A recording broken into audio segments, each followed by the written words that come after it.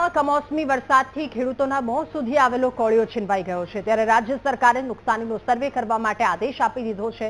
આ તમામ વચ્ચે ગીર સોમનાથ જિલ્લામાં સહાય પ્રક્રિયાનો પ્રથમ તબક્કો શરૂ કરી દેવાયો, જે અંતર્ગત જિલ્લાની વિવિધ ગ્રામ પંચાયતોમાં પંચરોજનું કામ શરૂ કરવામાં આવ્યું છે।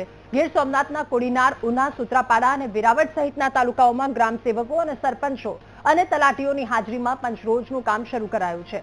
આ માટે ખેડૂતોને અગવડતા ન પડે તે માટે કોડીનાર ભારતીય જનતા પાર્ટીના હોદ્દેદારો તેમજ તેમના કાર્યકર્તાઓ પણ ખેડૂતોને મદદ કરવાની શરૂ કરી છે।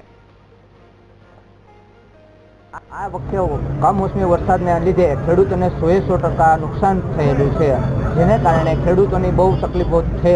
એમાં સરકારશ્રીએ 100% સમિતિ કરવા માટે ખૂબ ખૂબ આભાર છે અને સર્વે કરવા બાબતથી બહુ કામગીરી સારી છે સરકારની, તેનો ધન્યવાદ કરું છું। નુકસાન તો એનો કોઈ આરો નથી, ખેડૂતોને 100% નુકસાન છે। હાલ કામગીરી સર્વેની જે ચાલુ હતી એમાં અમને 100% સર્વે થાય ખેડૂતોને, ટોટલી ખેડૂતોને, એવી અમારી રજૂઆત હતી અને આ રજૂઆત અમે અમારા સ્થાનિક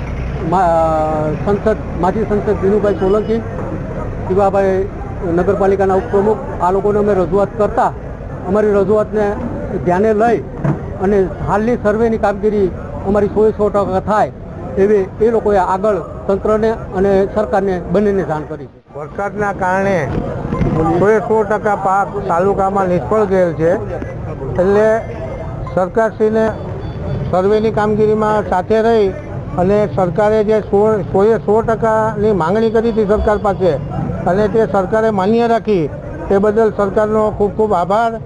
અને ખેડૂતને 100% માંગણી પ્રમાણે વળતર મળે તેવું કરો, બધાને 100% નુકસાની છે।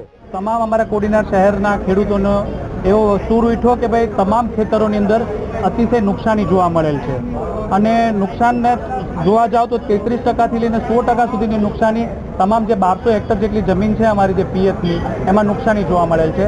એટલે સરકારશ્રી દ્વારા જાહેરાત થઈ કે તમામ ખેડૂતોના જમીનનું સર્વે થાય અને એને અનુલક્ષીને આજે એનું જે પંચરોજ કામ કરવાનું હતું તેથી તમામ ખેડૂતો એકઠા થયા છે અને એની પંચરોજ કામની જે કામગીરી છે ચાલી રહી છે।